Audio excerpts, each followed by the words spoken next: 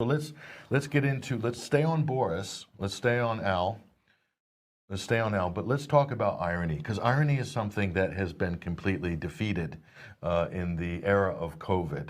So let's bring back irony and appreciation for irony. Here's a story that I like.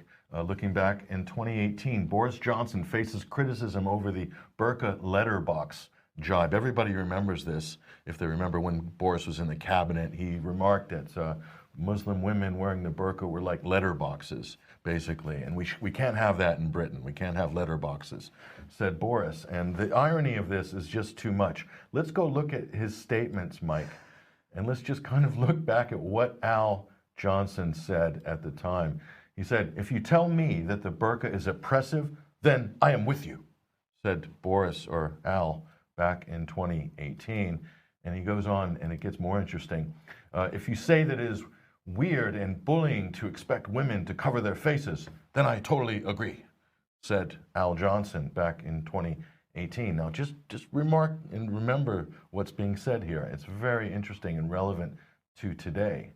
So he said it was bullying to ask women to cover their face. And I would add that I can find no scriptural authority for the practice in the Quran. This is Boris the cleric talking at the time. Al come out, this is Al Johnson talking at the time. And then he goes on to say, "I would go further and say that it is absolutely ridiculous that people should choose to go around looking like letterboxes," said Al Johnson at the time when he was foreign secretary. So he's really just totally out of sorts, Mike, about this, having women, forcing women to look like letterboxes in Britain. And Boris was outraged at the time. Of course, the media attacked him viciously for these comments. And so in terms of the government policy, how this stands, businesses and government agencies should be able to enforce a dress code that allowed them to see customers' faces. That was the big controversy back in 2018. And oh, how times have changed. So such restrictions are not quite the same as telling a free-born adult woman what she may or may not wear in a public place when she is simply minding her own business. Does that sound familiar in 2020?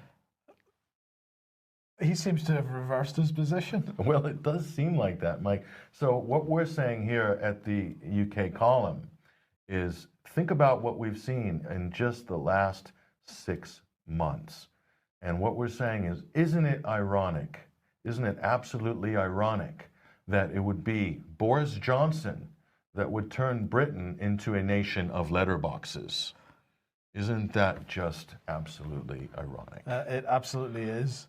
But if we can just be a bit more serious about masks for 1 second.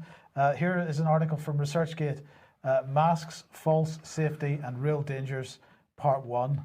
Now, this is quite interesting because we've talked about in the past number of months about the potential for hypoxia, hypercapnia. So hypoxia is reduced oxygen intake, hypercapnia, increased hypercapnia, increased carbon dioxide in the blood. But what hasn't been discussed until now, as far as I'm aware, is the potential to be ingesting and inhaling fibers from the masks themselves. So what is this saying? There is no biological history of mass masking until the current era. It's important to consider possible outcomes of this society-wide experiment. The consequences to the health of individuals is as yet unknown. Masked individuals have measurably higher inspiratory flow than a non-masked individual. So in other words, we are breathing harder to try and get the oxygen in than we would normally breathe in. And the scientific paper here says this study is of new masks removed from the manufacturer packaging, as well as a laundered cloth mask examined microscopically. Loose particulate was seen on each type of mask. Also, tight and loose fibers were seen on each type of mask. If every foreign particle and every fiber in every face mask is always secure and not detachable by airflow, then there should be no risk of inhalation of such particles and fibers.